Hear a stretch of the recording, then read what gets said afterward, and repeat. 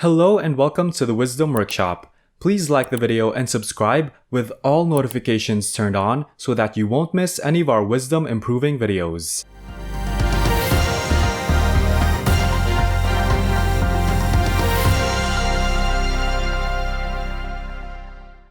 Warren Buffett would like to briefly discuss 2 points that he would like new stock market investors to consider before trying to make 30 or 40 transactions a day to profit from what appears to be a very simple game. He published a list of the 20 biggest firms in the world by stock market valuation on March 31. Many of those names will be recognizable to you, but they were headed by Apple at somewhat more than $2 trillion, and it went down to the number 20th. Which was approximately $330 billion or so, but those are the 20 largest firms in the world by market value on March 31st. However, he would like you to examine that list.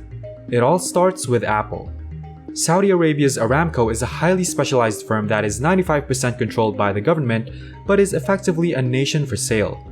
But the top 5 corporations are American, so when you hear people say that America isn't doing very well or anything along those lines, you know that in the entire globe, 5 of the top 6 companies in terms of value are American. But in 1790, we had 0.5% of the world's population, or 3.9 million people, 600,000 of them were slaves. Ireland had more people than the United States. Russia had 5 times as many as the United States, and Ukraine had twice as many as the United States. So here we are, but what do we have? We had a vision for the future, an aspirational vision that 232 years later after the Constitution leaves us with 5 of the top 6 firms in the world. It wasn't by chance, and it wasn't because we were wiser or tougher. In short, we had good soil and a reasonable climate. However, in some of the other countries he mentioned, the system has worked quite effectively. Just imagine 5 of the world's top 6 firms ending up with a country that started with half of 1% of the population just a few hundred years ago.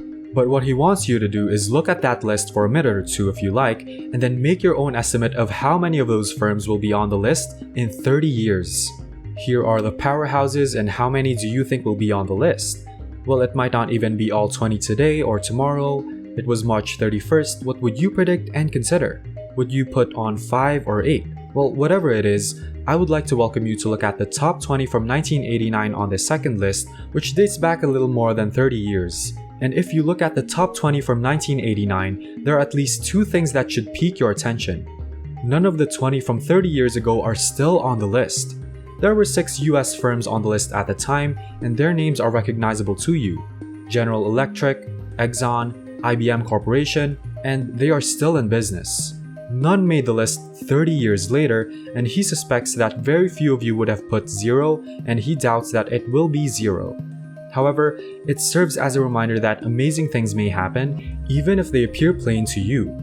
Japan had a fantastic bull market for a long period, therefore you had a number of Japanese firms on your list. Today, there are none, and the United States has 6, but they're not the same 6.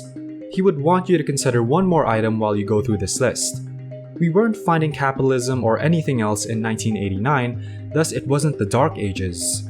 People believed they understood a lot about the stock market, and the efficient market hypothesis was popular, and they believed it was not a retrograde period, and the top firm at the time had a market value of $104 billion. So, in just over 30 years, the world's largest corporation has grown from $100 billion to $2 trillion. At the bottom, the number 20 has increased from $34 billion to something somewhat more than 10 times that. That explains a lot about what's happening with equality, which is a heated topic in our nation. It informs you a little bit about inflation, although this was not a particularly inflationary time. However, it demonstrates that capitalism has worked quite successfully, particularly for capitalists. It's a fairly incredible amount. So do you believe it could be replicated in 30 years? That you could take $2 trillion for Apple and increase it by any firm and come up with 30 times that for the leader? It seemed inconceivable, and perhaps it is. Yet they were as certain of themselves in 1989 as investors and Wall Street are today. However, the world may alter dramatically, and he'll just offer you one more example to consider. This is when you get overconfident in yourself. One thing it demonstrates, incidentally, is that it's a terrific justification for index funds, and that the most important thing to do is to be on board the ship. They were all on their way to a better promised land, which they used to know which one they'd necessarily go on, but you couldn't help but perform well. If you just had a diverse set of shares, he would favor US equities to hold over a 30-year period. However, if you felt you understood a lot about which ones to choose, or if the person you were paying a lot of money to hire had all these ideas and could give you their greatest ideas, 1989 did not necessarily do well. Notwithstanding the fact that overall equities were unquestionably the place to be. Second, individuals are extremely drawn to diverse industries. They believe that if the firm claims to be in the XYZ industry, which is a popular one, they can sell IPOs and SPACs to people who don't care about sales or profitability. When Warren Buffett's father was born in 1903, Berkshire Hathaway was the place to be. But it wasn't actually that big of a deal. But it wasn't major news that Henry Ford had failed a handful of times before the beginning of Ford Motor, but he was going to alter the world. When you consider everything, they have an excellent vehicle insurance firm. If there were no automobiles, they would not have Geico. However, it altered the country, and then the report brought in the $5 daily wage, which was a major deal. Assembly lines of everything and vehicles came along. Assume you took a short look back in 1903 at all the interstate roads and 290 million automobiles on the road in the United States. You know everything about it and say, well, this is very simple, it's gonna be vehicles and autos. They own a firm named the Marmon Group, which they purchased from the Pritzker family a few years ago. The Pritzkers had grown their corporation through several acquisitions, and the name of their company was Marmon. Although he has no idea why Jay and Bob chose the name Marmon, they do own a firm named Marmon. They were the owners of the Marmon business, which had won the inaugural Indianapolis 500 in 1911. Maybe that's why they dubbed it Marmon. It was also the company which invented the rear-view mirror. I'm not sure whether that was a significant contribution to society, and certainly in your household, a rear-view mirror is not something you want to promote too much. But the person who traditionally sat next to the driver and peered backwards to see what the rivals were doing felt sick in the car that was entered in the Indianapolis 500, so they devised the rear-view mirror. So let's say you determined that all of these things were amazing and that eventually there would be an Indianapolis 500 and someone would find rear-view mirrors on automobiles, and that someday 290 million cars, including trucks, would be buzzing about the United States. So Buffett decided to look back in time and thought he'd compile a list of vehicle firms from the past. There were over 40 firms that started in the vehicle sector with MA, including Marmon. Selling vehicles in the 1930s was truly unique, although there were at least 2,000 enterprises that entered the auto industry because it clearly had a tremendous potential.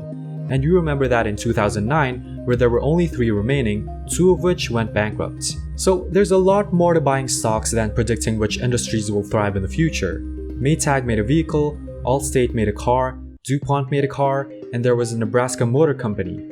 Everyone formed automobile businesses, much as everyone is establishing anything now where you can collect money from people. However, only a few individuals choose the winner to receive the chance. Henry Ford previously had a few partners and he didn't like them, so he found a method to buy them out. It was sort of the beginning of auto finance. It's a big tale, but we won't get into that. You couldn't invest into Ford Motor, and of course, General Motors became the dominating firm when Henry Ford failed to make the transition from the Model T to the Model A very effectively. So, he just wishes to inform you that it's not as simple as it appears. Thank you very much for watching this video. Please do like the video and subscribe with all notifications turned on if you learned something new about Warren Buffett and his insights.